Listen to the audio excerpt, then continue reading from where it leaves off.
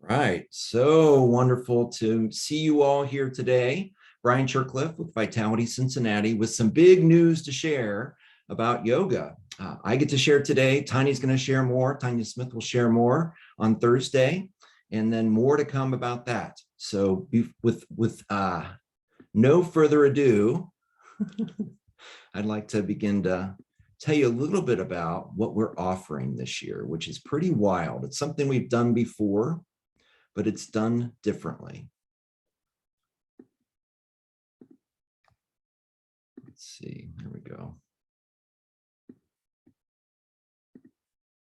So you'll see on the screen here,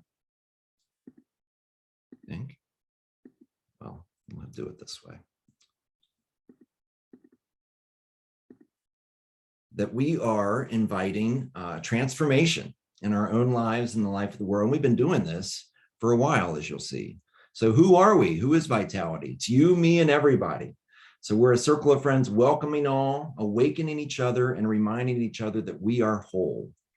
Our affordable self-care programs invite everyone to move, to breathe, to rest, to contemplate, to grow, wherever each person begins their self-care journey, wherever and however they want to become. So as I said, we've been around since 2010. This is our 12th year, hard to believe. We had more than 130 graduates of our 200-hour yoga teacher training, sharing yoga confidently in so many styles around the world. I think the furthest place somebody has taught yoga that's from our circle was South Africa. I think that might be perhaps the furthest place that you can get from Cincinnati, maybe Australia, I'm not sure. So pretty exciting that people are taking what we grow in this yoga circle and sharing it around the world in so many ways. And as I mentioned, Tanya Smith co-teaches the class with me. And we both have lots of letters after our names, and we won't bore you with all those things, but I can tell you that we're both registered yoga teachers through Yoga Alliance, both with 500 hours in experience. So what is the big deal that we're offering? Well, this year, we used to charge tuition for our yoga training. And the big deal this year is with the state of the world, we thought it might be a great gift to be able to offer our 200-hour yoga class for no tuition. I'm going to say more about that in a little bit. And is it still a registered yoga class through Yoga Alliance? It sure is. It sure is. So some might say, well, how dare you do this? How dare you offer a yoga training for no tuition? Well, and why? Why would you possibly do that? Well, I think the world needs us. And I'm not saying Tanya and me. I think the world needs a yoga circle that we can share our gifts with one another. And what might those gifts be? Well, certainly the sharing of breathing and resting and moving that we call yoga at Vitality. And even more than that, more on that in a bit. So who's our inspiration? This guy, Krishnamacharya. Just even a couple decades ago, very few people knew about him because he was such a humble guy. But he is considered the father or parent of modern yoga. And look at the people that he's taught. He taught Iyengar, the famous Iyengar, who's actually related to him by marriage. He taught Pattabhi Jois, who was the guy that started Ashtanga yoga, which is also called Vinyasa yoga or flow yoga. And his famous student, Larry Schultz, one of my teachers, began rocket or power yoga. So you've seen the influence of Krishnamacharya through all these people. And the famous Indra Devi, whose stage name, I think, was Eugenie Peterson. And she knocked on Krishnamacharya's door and said, I want to become a yoga teacher early in the 20th century. And he said, oh, can't do that. Women cannot become yoga teachers. And that was that. And she got angry, good for her, and showed up again the next day and said, why? And he had thought about it and said, you know, there is no reason why. I want you to become a yoga teacher. He said, I was just saying what my teachers had told me, and there's no good reason why. Let's have you trained as a yoga teacher. And she brought yoga to the United States, especially through California, especially through a lot of her acting circles. Krishnamacharya's son is Deskachar, pretty well-known yoga teacher these days, and the famous Mohans, through one of the Mohans actually comes to Cincinnati quite regularly and shares teachings. That's how I got to know even more about Krishnamacharya. So the deal with this guy, Krishnamacharya, this is actually a photo of him on his 100th birthday. He lived to be 101, real years, not like Moses' years, biblical years. 101 years old, amazing. And he's famous for teaching 12-year-old boys, because that's what he devised for them became Ashtanga yoga, that Pattabhi Jois took and then shared around the world. Iyengar was doing the same series early on in his career as well. And why did he design this series for them? Because most of the series of Ashtanga yoga was made up by Krishnamacharya, perhaps even the sun salutations, which is kind of hard to believe. That a lot of these things are less than 100 years old. Right? Krishnamacharya died in 1989. Well, these 12-year-old boys had experience with British gymnastics, living in India. And Krishnamacharya wanted to meet them where they were. And he's like, oh, they're used to jumping around. And he watched them practice gymnastics a while. And so he said, I'm going to take some shapes that I know from yoga, and I'm going to put them inside this series that looks a lot like what they're doing in their gymnastics classes. And Pattabhi Jois saw this. He was a younger man then as well. And he took it around the world, Iyengar as well, at the very beginning. But in the afternoons, Krishnamacharya taught people of all ages, not just 12-year-old boys. He taught people who were, 12 through 100 or even greater than 100. He lived to be 101 himself. And he taught each person differently. And that's the thing that is pretty key to understanding something about this guy, is he developed something new for each person. He saw what they did. He tried to meet them where they were, and that's what he did. And most people think that all there is of yoga is this jump around gymnastic style that we have in Ashtanga yoga, but it's way, way more than that. The other thing that's inspiring is he taught by donation. He'd say to his students on the way out, put your donation on the table or the altar, whatever he chose to call it, that had his own sacred space of sorts. And he said, you give your donation to God and I'll get whatever I need. God will provide. And he lived very simply, and really taught most of the classes, besides the group of 12-year-old boys, one-on-one or one-on-two, very small classes, very humble person for being the most learned yoga teacher of the modern age, if not any age. Consider that, it's pretty wild. So obviously he's pretty inspiring, and we, taking that inspiration, we study many styles of yoga at Vitality as well. So Krishnamacharya was famous for getting a degree, actual college degree, in every yoga school that he could possibly get in India, and then asked his professors, well, there's got to be more than this. And they said, oh, then you need to go find the guy that's up in the hills, past the Himalayas, outside the nation of Israel, outside the nation of India. And he went. He had the courage to go and study all these other things. And his teacher said, there are just as many yoga shapes in yoga as there are creatures on the planet. Consider that. So it's not like yoga is just a small group of shapes. It's so many. So we take that inspiration. We study Kapasatar style movement. We study various forms of Tai Chi and Qigong. We study Feldenkrais method. Notice that arrow is bigger. We'll talk more about that in a bit. We study Bones for Life, which also goes by the name of movement intelligence. We study many styles of yoga, and we create many styles of yoga together. So I think it's important that we have an experience of something here.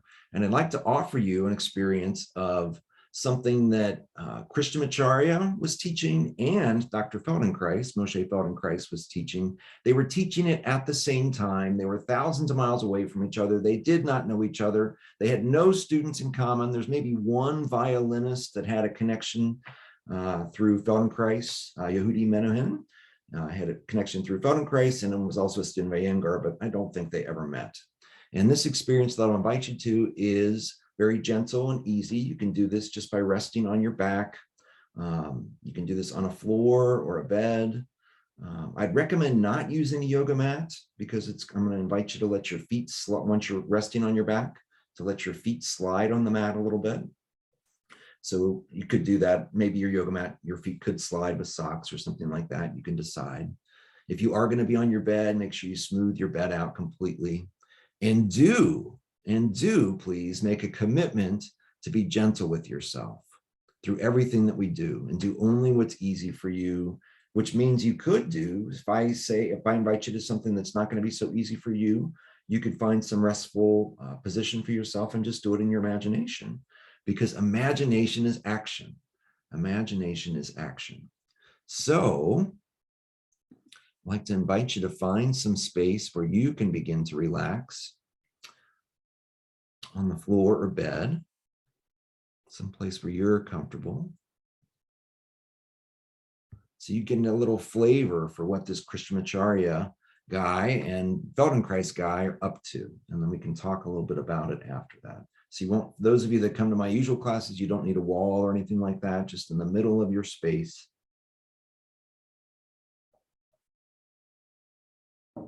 And take some time just to begin to settle in, to breathe. Even arrange your legs how you'd like. If it's comfortable to have your legs long on the ground, you can do that. Or if you'd like to have your knees bent and your feet in standing, you can do that.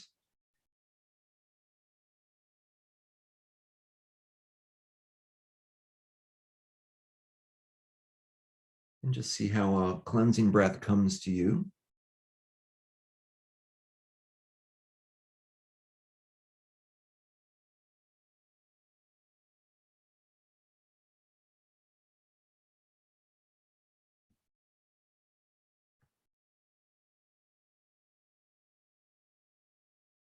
And see if you can just notice how your upper back meets the floor, how your hips meet the floor, and the beautiful spine between your hips and your upper back, including in between your hips and your upper back. And just begin to notice the contact of one foot or one leg with the ground.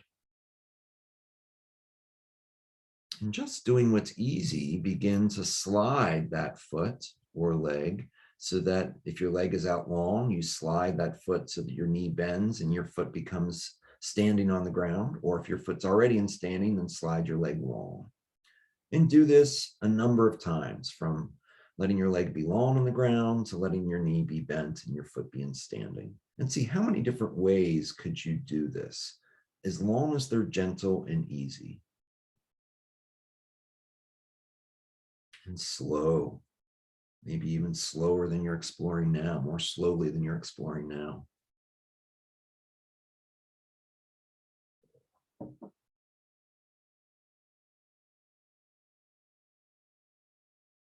And as you explore all these different ways, can you begin to notice that each way moves your body in a different way, not just your leg, but maybe even, say, the weighting in your shoulders, or the way that your head responds. Maybe your head rolls one way when you slide your foot this way, and one way when you slide your foot the other way.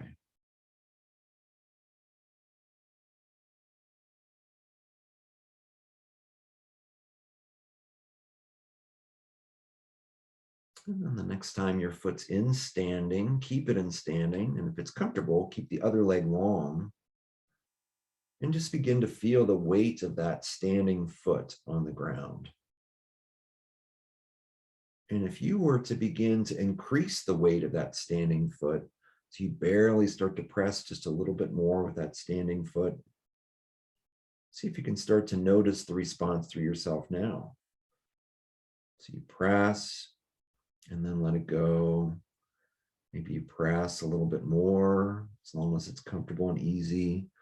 And then you let it go and rest. So there's a rest between each exploration, something very important right out of the mouths of both Krishnamacharya and Feldenkrais.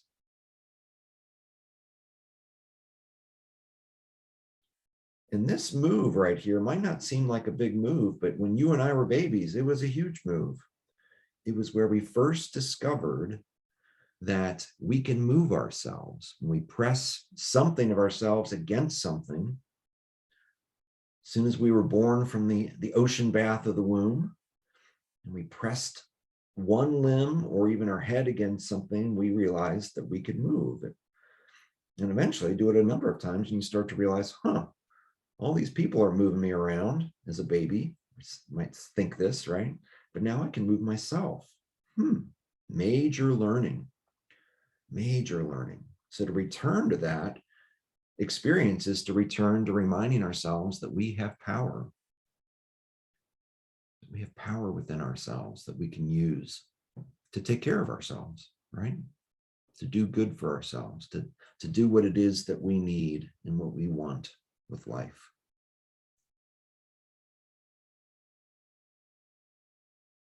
And then after you've explored a little bit with this foot, take a little rest, maybe let both legs rest in the same way. So either have both legs long on the ground or both knees bent and both feet on the ground. And just see what it's like to breathe. Your breathing already changed just by doing that small, simple little exploration.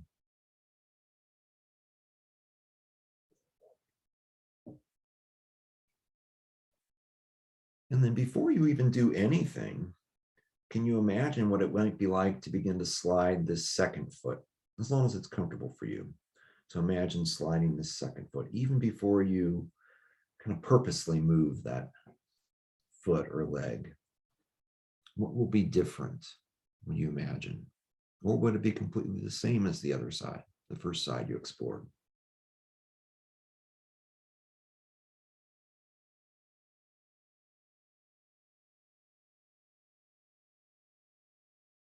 And then maybe begin to explore, as long as it's okay for you, begin to slide that second foot into standing and out long, just in easy ways. And see if you can begin to appreciate what is different. What is different for this side?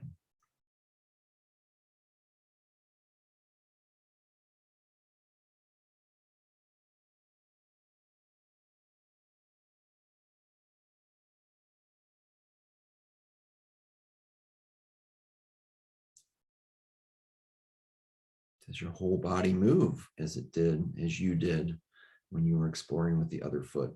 Or is this foot different? This side different? It's easy to think when we look in the mirror that we are pretty symmetrical, most of us, many of us. But as we start to explore ourselves in slow movement, we start to realize that maybe we're not so symmetrical. It's a great learning in that. Actually, if you're going to be able to move on the planet, you can't be symmetrical. You always need to have a foot that's ready to stand and a foot that's ready to move, ready to step. So the next time this foot is in standing, and this knee is bent, keep that foot in standing, the knee bent like that. And if it's comfortable, let the other leg be long on the ground and begin to play with pressing this foot into the ground, just seeing what your power is like on this side. And it's a slow, steady press, right? A slow, gentle, steady press. So you can begin to even notice the beginning of the power of pressing a foot into the ground to move yourself. And where does this move you when you press into the foot? Like if you were to take it to its, and I ask you not to, but take it to its far extreme and continue pressing, where would you go?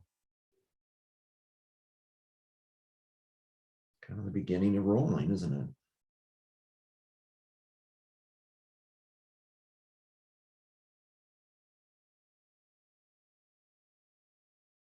If you've explored a little bit, let it go, let both legs rest. Maybe having both legs be similar to each other.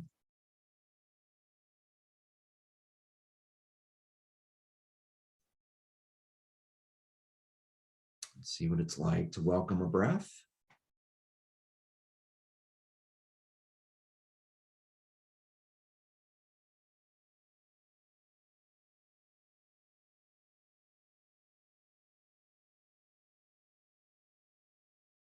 And then begin to slide one foot into standing, the other foot into standing. So both feet are on the ground, both knees bent. Have your feet and knees a comfortable distance from each other. So could be hip width, could be a little narrower than that. It's up to you. And see, just doing what's easy, what's it like to begin to press into both feet? Just enough that maybe your hips come off the ground the slightest bit, as long as that's okay for you. And then slowly lower down. And once your hips are on the ground, you take a little pause.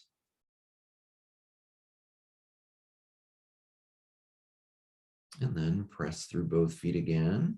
Maybe lift your hips the slightest bit higher, if that's, as long as that's comfortable for you. And slowly lower down. And each time, kind of do this little sequence for yourself. You press through both feet. You lift your pelvis maybe a little bit higher than last time, as long as it's okay for you. And then super slowly lower down. And see, as you lower down, can you notice what of your body comes back in contact with the ground and when?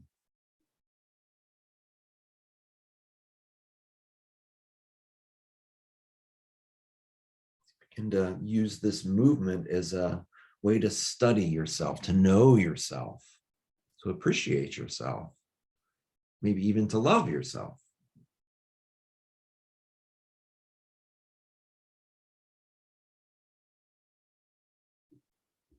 And the next time your hips are on the ground, let your hips rest on the ground. And is it possible to kind of like exhale and let your belly muscles move back toward the ground? Kind of tips your back toward the ground, doesn't it? When you relax your belly muscles, and then press through your feet to lift your hips. And then lower down. And to play with this game of relaxing your belly, maybe exhaling, letting your belly move, kind of your navel sinks toward the ground. And then pressing through your feet to lift your hips in the air. It's a little different, isn't it? Maybe it's what you were doing before. Or maybe it's just another option, right?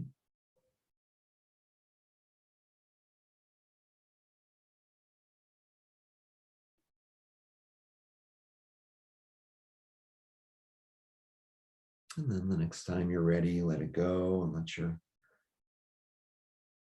legs rest. Take a pause, however you need to take a pause. And is it getting easier to take a breath?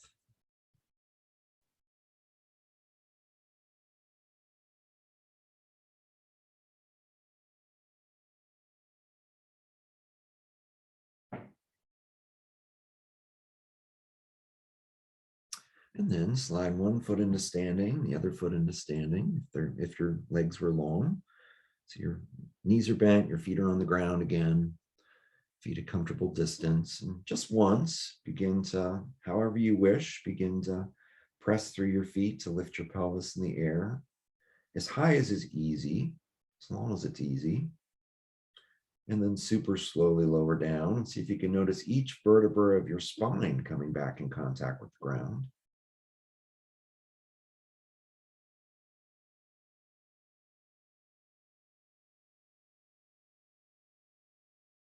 And then the next time your hips are on the ground, take a little pause. We'll wait for everybody to be ready for that.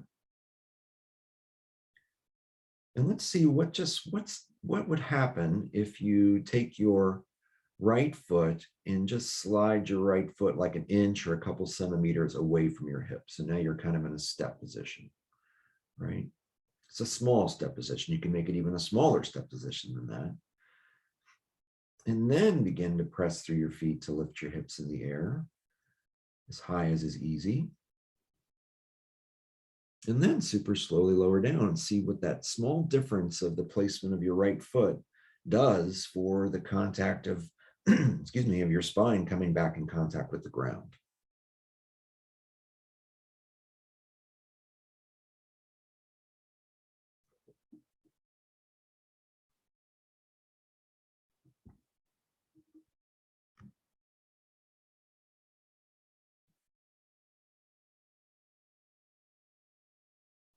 And if you've explored it once or twice,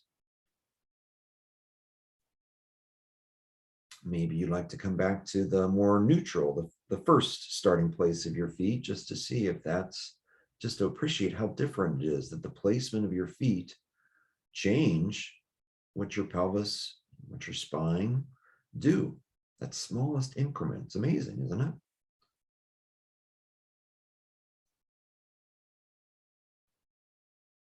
And strangely enough, having that different experience of your right foot slightly ahead of your left in a step position might have now made this original position easier. See if that's the case. It's an invitation that both Krishnamacharya and Dr. Feldenkrais would ask, which is fascinating to me. They were both onto this similar line of questioning with this particular move, just this particular move. And then maybe you'd like to eventually, after you've explored a little bit, take a little rest again. Let your legs rest, however you wish. I hear a train moving through my neighborhood here in just a second too. It'll be a quick one.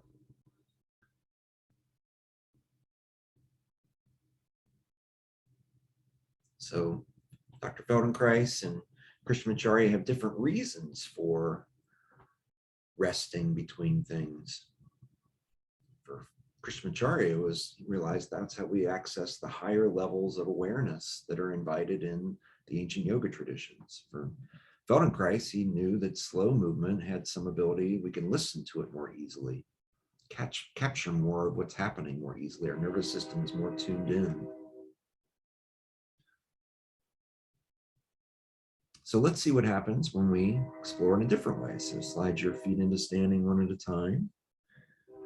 So that your, again, feet and knees are about hip width, comfortable distance from each other. And just easily begin to press through both feet to lift your pelvis in the air. Continue with that, relaxing your belly back to the ground, or another way that you have for yourself that's easy. And then slowly lower down, just to appreciate now how your spine slowly comes back in contact with the ground.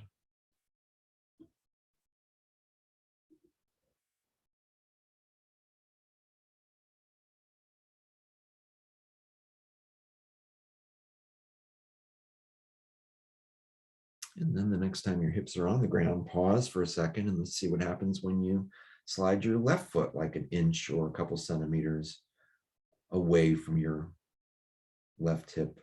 So now your feet are in a different step position. And begin to press through both feet.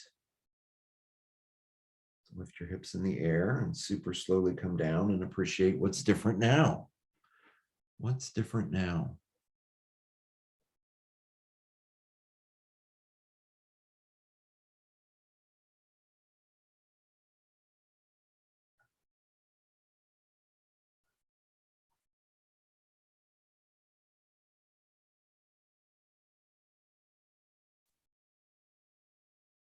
Of course, you let your hips rest in between, and maybe you want to explore one more time, just to capture even more noticing, or just even the goodness of moving, feeling yourself moving, sensing yourself.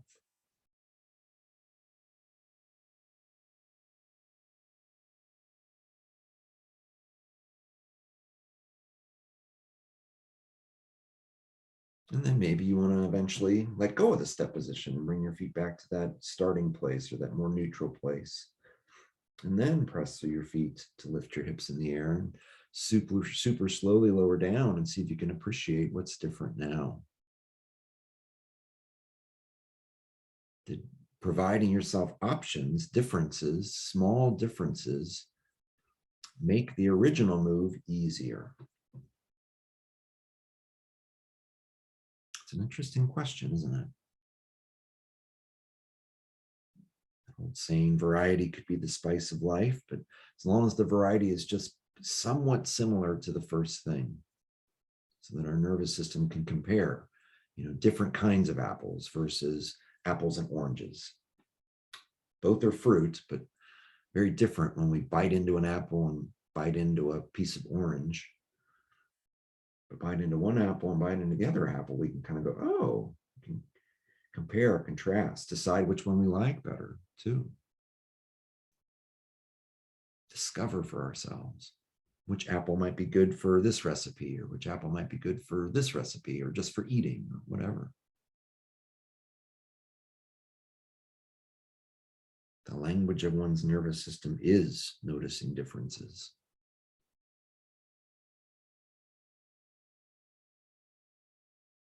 And then after you've explored, begin to let it go and eventually let your hips rest, let your legs rest how you'd like. Take a moment just to notice how you meet the floor now with your upper back, with your hips, that beautiful spine in between. Beautiful serpentine spine can do so many things, does so many things for us. Even simply moves as we breathe, yeah?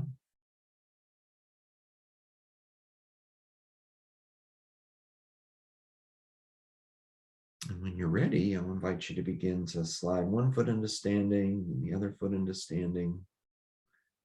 And begin to roll to a side and eventually bring yourself up to seated, all in your own time.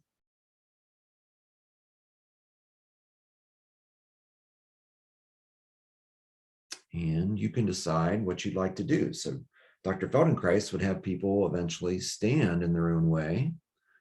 Some of us know some special ways of getting to standing from the floor that we know from Bones for Life.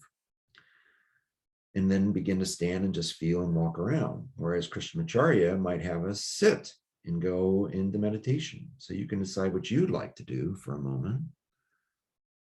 Stand and feel yourself in standing and then walk around and explore walking, or sit and meditate for a moment. Maybe eventually walk around, get up and walk around if you wish. Always options, right? So give everybody plenty of time just to explore for yourself what's interesting for you, and did that experience on the floor or bed that you just gave yourself, has it made something easier in your sitting or your standing or your walking? Or do you just even just feel better?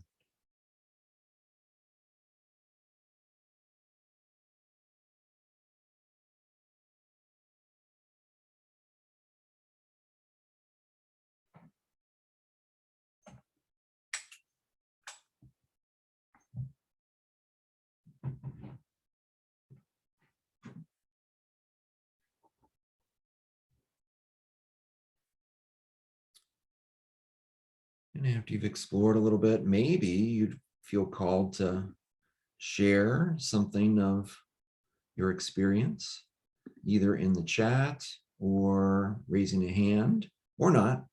I certainly gave you the option before we logged on of not doing anything, even keeping your video off. So respecting what you'd like.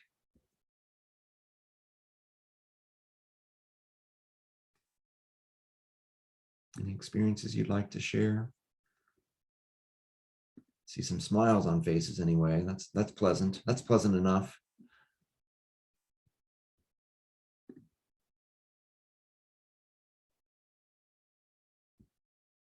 Great.